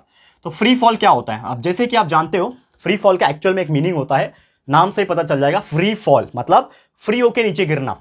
फ्री फॉल का मतलब होता है एकदम फ्री होके नीचे गिरना। तो समझ लो आप एक बिल्डिंग के ऊंचाई पे खड़े हो, टेरेस पे जाके एक बॉल लियो आपने और बॉल को ऊपर से छोड़ दिया, तो बॉल को जब आपने ऊपर से नीचे छोड़ा तो बॉल धीरे धीरे धीरे धीरे करके नीचे की तरफ आएगा, यानी कि वो क्या हो रहा है, फ्रीली फॉल हो रहा है। लेकिन उसमें भी एक कंडीशन ये है दोस्तों कि फ्री फॉलिंग कंडीशन ये होता है कि विदाउट एनी फोर्स, मतलब आपने बॉल को फोर्स से नहीं फेंका, आपने बस एक नॉर्मल रिलीज किया और जब वो सिर्फ और सिर्फ ग्रेविटी के इन्फ्लुएंस से, यानी कि सिर्फ और सिर्फ वो जो बॉल नीचे आ रहा है जमीन के ऊपर, टेरेस पे से आपने फेंका, बिल्डिंग के हाइट से आपने फेंका और वो जो बॉल नीचे आ रहा है वो सिर्फ और सिर्फ ग्रेविटी की वजह से अगर नीचे आ रहा है, तब हम लोग क्या बोल सकते हैं कि वो जो बॉल है वो फ्रीली फॉल हो रहा है। वो जो बॉल है वो फ्रीली फॉल हो रहा है क्योंकि आपने कोई ताकत लगा के नीचे नहीं फेंका। जब आप ताकत लगा के फेंक रहे हो तो इसका मतलब आपने एक फोर्स को अप्लाई किया है, तो जब आपने फोर्स को अप्लाई किया इसका मतलब वो फ्री फॉल नहीं हो रहा है। लेकिन अगर आपने सिर्फ होल्ड किया, उसको पकड़ा हुआ था और एकदम हल्के से छोड़ दिया, तो सिर्फ ग्रेविटी उसको नीचे खींच रही है, तो only the object is falling under the influence of the gravity, then we can call it as the free falling object. But इसमें एक चीज और है कि कभी भी अर्थ के ऊपर कोई भी चीज फ्री फॉलिंग नहीं होती क्योंकि हवा का रेजिस्टेंस होता है। हमारे पृथ्वी के ऊपर क्या है, हवा है। तो जब कोई ऑब्जेक्ट नीचे गिर रहा है तो हवा भी उसको कहीं ना कहीं थोड़ा बहुत तो प्रेशर डाल रहा होगा, फ्रिक्शन आ रहा होगा उसको। तो एग्जैक्टली अगर देखा जाए तो फ्री फॉलिंग ओनली वैक्यूम में पॉसिबल है, क्योंकि वैक्यूम में कोई हवा नहीं होता है। स्पेस में चले जाओ तो कोई ऑब्जेक्ट फ्री फॉल है तो फ्री फॉल ही होता रहेगा, मतलब वैक्यूम जहां पे है, जहां पे कोई हवा नहीं है, कोई भी एक्सटर्नल चीज नहीं है, तो वहां पे जो ऑब्जेक्ट फॉल होगा वो क्या होगा, फ्री फॉल होगा। क्लियर है? अब इसमें एक फ्री फॉल में कंडीशन ये है कि जैसे कि आप जानते हो कि हमारे 3 काइनेमेटिकल इक्वेशंस हमने 9th स्टैंडर्ड में भी पढ़े हुए। पहला था v is equal to U plus AT, दूसरा था v square is equal to, नहीं, दूसरा था हमारा s इज इक्वल टू वाला, हाँ, s is equal to U T plus half A T square, और तीसरा था v square is equal to U square plus 2as। ये हमारा 3 काइनेमेटिकल इक्वेशन था। तो हमारा फ्री फॉल क्या बोलता है कि जब भी कोई ऑब्जेक्ट फ्री फॉल होता है तो आपको एक चीज ध्यान में रखना है कि जब भी आप कोई ऑब्जेक्ट को, जैसे मैंने बॉल का एग्जांपल दिया, आप बिल्डिंग से उसको नीचे फेंक रहे हो, तो जब आप उसको बिल्डिंग से नीचे की तरफ फेंक रहे हो तो उसकी जो स्टार्टिंग की स्पीड थी वो कितनी थी? आपने जब बॉल पकड़ के रखा था और उसको नीचे छोड़ा तो स्टार्टिंग की स्पीड कितनी थी उसकी, सोचो। जीरो, क्योंकि आपने तो उसको पकड़ के रखा था ना, तो पकड़ के जब नीचे छोड़ रहे तो इनिशियली जो उसका स्पीड था यानी कि यू का मतलब क्या होता है, इनिशियल स्पीड, तो इनिशियल स्पीड कितना रहा होगा, 0 मीटर पर सेकेंड, ठीक है। और उसके ऊपर जो एक्सेलरेशन लग रहा होगा वो कितना लग रहा होगा, जितना उसका ग्रेविटी है, यानी कि acceleration is nothing but the acceleration due to gravity, A is equal to G. यानी कि अब यही फॉर्मूले में हम लोग यू के जगह पे 0 लिखेंगे और ए के जगह पे जी लिखेंगे, देखो क्या हो जाता है। तो वी तो वैसे ही रहेगा, V is equal to U के जगह पे क्या लिखना है, 0 लिखना है, तो ये 0 प्लस ए के जगह पे क्या लिखना है, जी मल्टीप्लाई बाय टी। तो ये क्या बन जाएगा, क्या बन जाएगा दोस्तों, क्या बन जाएगा, v is equal to G T. क्या बन गया, एक फॉर्मूला बन गया, v is equal to G T बन गया। अब s is equal to U T plus half A T square है, तो s is equal to U multiply by T. तो u कितना है, 0 है, तो 0 multiply by T plus half, a का वैल्यू क्या है, g है, टी स्क्वायर।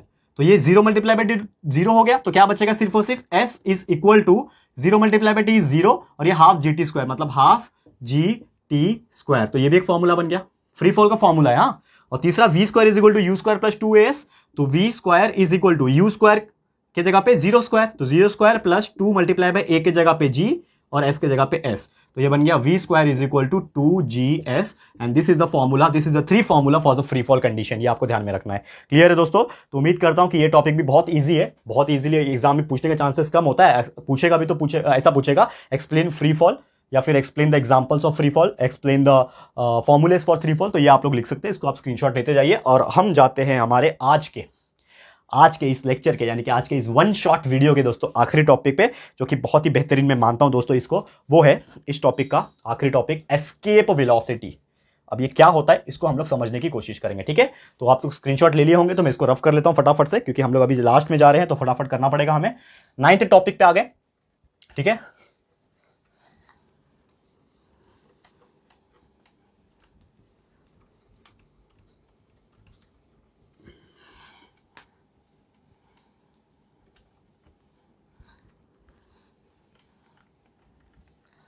आ जाते हैं 9th टॉपिक के ऊपर, जिसका नाम है दोस्तों एस्केप वेलोसिटी। आखिरी टॉपिक है दोस्तों, देख लो 9th टॉपिक है, और ये टॉपिक भी 5 स्टार टॉपिक है, एस्केप वेलोसिटी।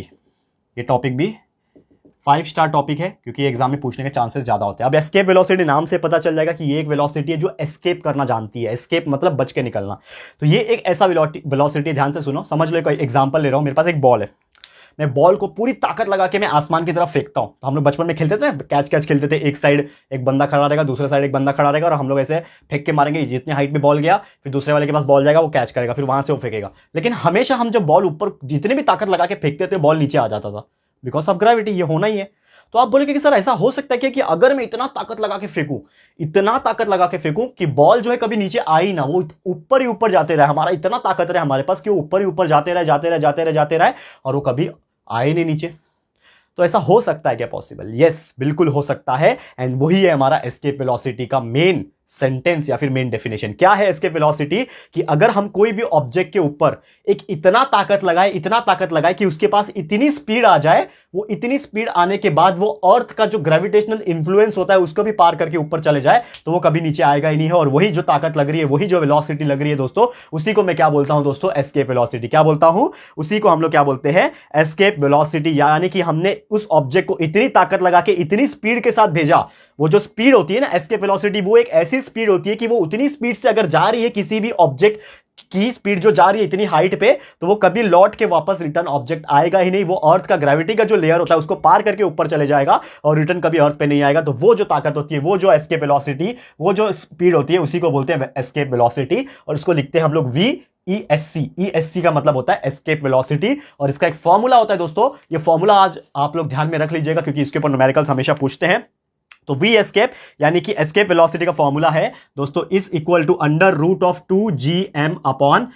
यहां पे 2gm/r, इसका मतलब होता है, इसमें स्मॉल r के जगह पे आप कैपिटल R यूज कर सकते हो। g का मतलब आप जानते हो ग्रेविटेशनल कांस्टेंट, m मतलब mass of the earth, r मतलब रेडियस ऑफ द अर्थ। ये फॉर्मूला आप लोग नोट डाउन कर लो, क्योंकि आपको ये एग्जाम में पूछ सकता है। और इसी के साथ हमारे जो टॉपिक्स है दोस्तों, ये हो गए टोटली समाप्त। यानी कि पूरा चैप्टर 1 शॉर्ट रिवीजन हमने कंप्लीट करा दिया है दोस्तों आज कंटिन्यूअसली। तो यहाँ पे टोटल टॉपिक्स खत्म होते हैं। और एक चीज जो मैंने आपको बीच में बोला था कि आपको ये खत्म होने के बाद एक इंपॉर्टेंट अनाउंसमेंट भी करने वाला हूं। वो क्या है दोस्तों, कि ये तो हमारा वन शॉट पूरा कंप्लीट हो गया, यानी कि जितने भी टॉपिक्स इंपॉर्टेंट थे ऑलमोस्ट 99% हमने ये पूरे चैप्टर का जितने भी टॉपिक्स थे वो कंप्लीट करा दिया, रिवीजन करा दिया, वन शॉट करवा दिया। लेकिन इसमें एक इंपॉर्टेंट चीज बचा हुआ है दोस्तों, जो कि है न्यूमेरिकल्स। ये आप सब जानते हैं और आप लोग के मन में ये थॉट आया भी होगा। तो हमने न्यूमेरिकल्स अब तक नहीं कराए, तो दोस्तों तैयार हो जाना एक और वन शॉट के लिए।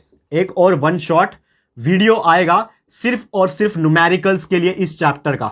वन शॉट वीडियो जल्द से जल्द, कमिंग सून में यहां पे मैं लिख देता हूं। कमिंग सून इसलिए लिख रहा हूं क्योंकि वो जल्दी आ जाएगा, टेंशन मत लेना। अभी तो हम लोग कंटिन्यूस पहले चैप्टर को रिवाइज करा रहे हैं। न्यूमेरिकल्स का भी वन शॉट कंप्लीट सॉल्व के साथ, स्ट्रैटेजी के साथ, तरीका के साथ मैं आपको अनाउंस करूंगा और वीडियो बना दूंगा। तो आप लोग बस बने रहना। तो इसी के साथ वीडियो आज का समाप्त होता है और उम्मीद करता हूं ये जो मेहनत है मेरी आपके लिए वन शॉट प्रोवाइड करने के लिए और आपको पूरा रिवाइज करवाने के लिए, ये मेरी मेहनत जरूर एक ना एक दिन सफल होगी, जब आप लोग बहुत अच्छे मार्क्स अपने एग्जाम में स्कोर करोगे और पूरा का पूरा कंसेप्चुअल नॉलेज हमारे वीडियोस देख के क्लियर कर लोगे। तो वीडियो समाप्त होता है। आपको ये वीडियो कैसा लगा है ये प्लीज हमें कॉमेंट करके बताना, अपनी राय और सजेशन जरूर से देना। वीडियो अगर पसंद आया है, यूजफुल लग रहा है, प्लीज वीडियो को लाइक कीजिएगा दोस्तों, शेयर जरूर से कर देना, अपने सारे फ्रेंड्स एंड रिलेटिव्स को फटाफट से शेयर कर दो दोस्तों। एंड अगर आपने अभी तक इस चैनल को सब्सक्राइब नहीं किया है तो फटाफट से हमारे चैनल को भी सब्सक्राइब कर देना। साथ ही में एक बेल आइकन होता है, उसको प्रेस कर देना, ताकि फ्यूचर में हम कभी भी कोई भी वीडियोस को अपलोड करेंगे तो आप लोगों को नोटिफिकेशन मिलती रहेगी। ठीक है फ्रेंड्स, तो मिलते हैं हमारे अगले वीडियो में। ये वीडियो देखने के लिए thank you and good bye.